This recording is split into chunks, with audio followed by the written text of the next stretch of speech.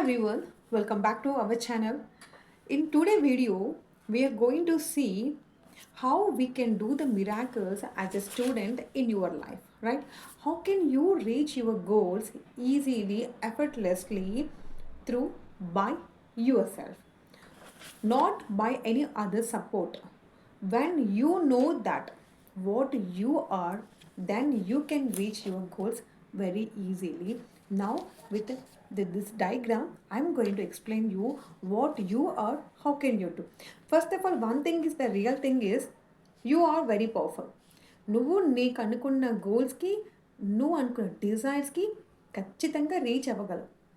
ఎప్పుడు వెన్ ఎప్పుడంటే when you knowing that you are not the human body, you are the heart. నీ హార్ట్లో ఉన్న సోల్ నువ్వు హ్యూమన్ బాడీ కాదు అని యాక్సెప్ట్ చేసినప్పుడే. ఎస్, దిస్ హ్యూమన్ బాడీ మీదే నువ్వు వచ్చావు ఎర్త్ మీదకి. ఈ హ్యూమన్ బాడీతోనే అమ్మపొట్ల నుంచి వచ్చావు. ఎక్కడికి వచ్చావు? ఎర్త్ మీదకి వచ్చావు. ఎందుకని వచ్చావు?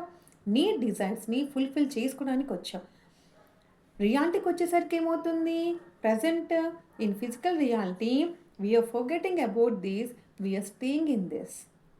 ఇది టెంపరీ అన్న విషయం మర్చిపోయి, నువ్వు హార్ట్లో ఉండకుండా బాడీలో ఉంటే మాత్రం మిరాకిల్స్ అవ్వవు. డ్యామ్ షూర్ అవ్వవు.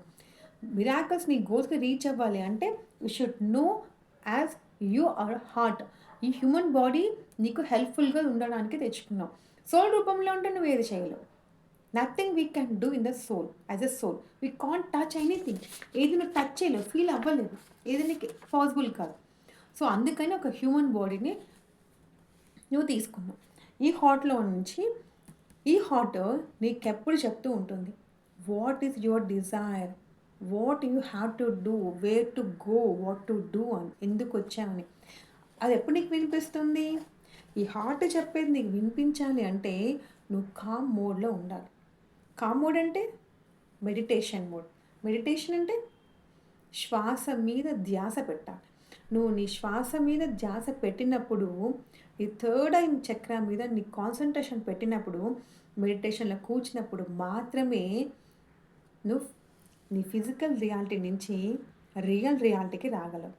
అప్పుడే నీకు నీ సోల్ చెప్పే ప్రతి మాట వినిపిస్తుంది. నీకు ఏదైనా డిస్ట్రాక్షన్స్ వచ్చినప్పుడు, ఏదైనా కనిపించినప్పుడు వెంటనే రియాక్ట్ అవుతావు కదా. కానీ when you in the calm mode, meditation చేసి చూడండి ఒకసారి. మెడిటేషన్ చేసినప్పుడు నీకు ఏ డిస్ట్రాక్షన్స్ వచ్చినా కూడా you will say your self let it go, let it go అని చెప్తాం. అయిపోతుంది. ఎన్ని డిస్ట్రాక్షన్స్ వచ్చినా కూడా నా వర్క్ అయిపోతుంది, ఎన్ని కంప్లైంట్స్ వచ్చినా కూడా నా వర్క్ అయిపోతుంది. పాజిటివిటీతో ఉంటాం. ఎందుకని? బికాజ్ సోల్కి ఇంపాసిబుల్ అంటూ ఏది లేదు. నువ్వు ఏది చదవాలనుకుంటే అది చదువుతావు, ఏది చేయాలనుకుంటే అది చేస్తావు. ఎక్కడ నీ డిజైర్ ఉంటే నువ్వు దాన్ని ఫుల్ఫిల్ చేసుకుంటావు.